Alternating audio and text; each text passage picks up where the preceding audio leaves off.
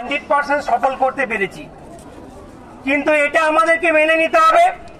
এই ডেপুটেশন আমাদের যে দাবিগুলো ছিল, যে ন্যূনতম দাবিগুলোর উপর দিয়ে আমাদের চোখের ফোকাস ছিল, সেগুলো মনের মধ্যে প্রবেশ করিয়ে অনেকটা লাইন এগিয়ে গেছি, যাতে আমাদের অন্তত 60% মতো এগিয়ে যাওয়ার একটা জায়গা তৈরি হয়েছে।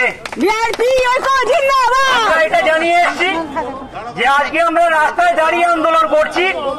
আমাদের ন্যূনতম দাবিগুলো যদি পূরণ না হয়, আগামী দিনে আমরা রাস্তায় শুয়ে আন্দোলন করব, এটা আমাদের স্ট্যান্ড পয়েন্ট। কিন্তু আমরা রাস্তায় নামার বিরোধী, কারণ আমরা ন্যূনতম বেতন যে 5,000-7,000 টাকা মাইনে 5 মাস 6 মাস পর পাচ্ছি, এটার জন্য আন্দোলন করছি। এটার জন্য আমাদের রাস্তায় নামা আমাদেরও লজ্জা। আর আমার মনে হয় সরকারের বিষয়টা মানবিকতা সেট দেখার দরকার।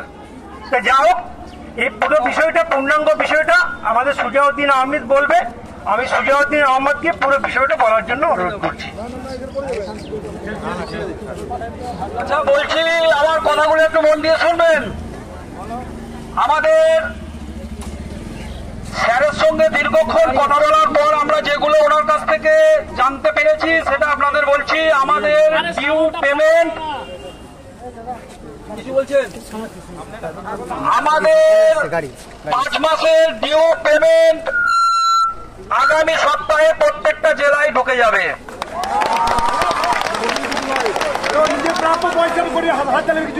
2 নম্বর শুনুন,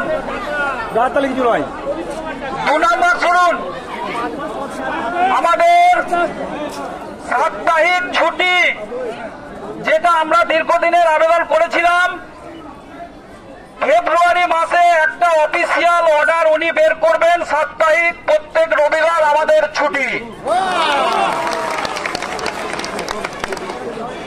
ইমিডিয়েট যেটা আমি বলতে চাই, আপনারা যদি মনে করেন এরপর থেকে রবিবার আপনারা অ্যাপে এন্ট্রি করতেও পারেন, নাও পারেন, এ বিষয়ে স্যার সম্মত হয়েছেন। এবং ফেব্রুয়ারি মাস থেকে ডাইরেক্ট পেমেন্ট, জেলা থেকে ডাইরেক্ট পেমেন্ট চালু হবে। তাই আমাদেরকে উনি 1 সপ্তাহ সময় দিয়েছেন। এই 1 সপ্তাহের মধ্যে আমরা যেন পোর্টালে আমাদের অ্যাকাউন্টগুলো ভেরিফিকেশন করে নিই, অ্যাকাউন্টগুলো যেন আমরা দেখে নিই। 4 নম্বর হচ্ছে এসএভিআরপি, যারা ভিভিডিসি প্রজেক্টে কাজ করছে, ভিভিডিসি প্রকল্পে কোনো কারণ ছাড়াই যাদেরকে বসিয়ে দেওয়া হচ্ছে,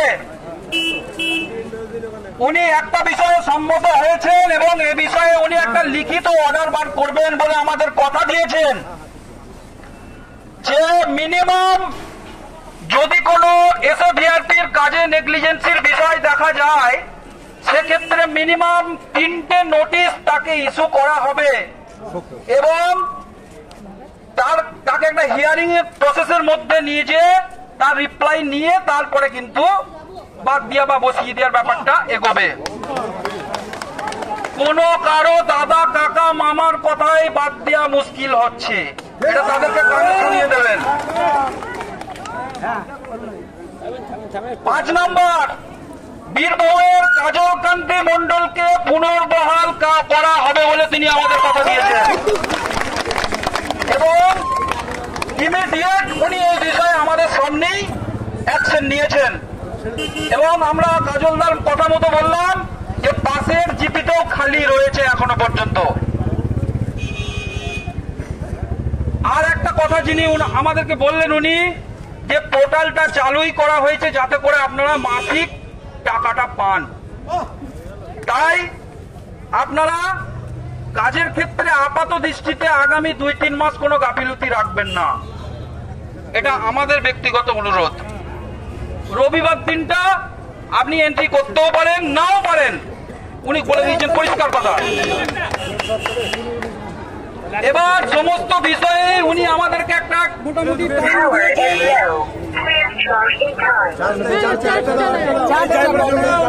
উনি আমাদের টাইম দিয়েছেন যে ফেব্রুয়ারি পর্যন্তই আমি টাইম নিলাম তোমাদের সাথে।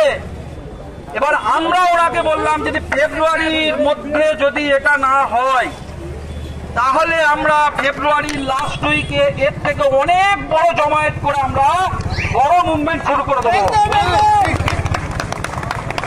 এবং উনি কনফার্ম বলেছেন, এগুলো ওনার সঙ্গে আরো অফিসার ছিলেন এবং কয়েকটা বিষয় উনি করে দেখাবেন, সেগুলো আপনারা 1 সপ্তাহ 10 দিন 15 দিনের মধ্যে রিফ্লেকশন দেখতে পাবেন, এটুকু আমি আশা রাখি।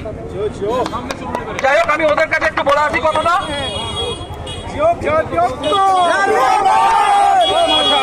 খালি করে দেবেন এখানে।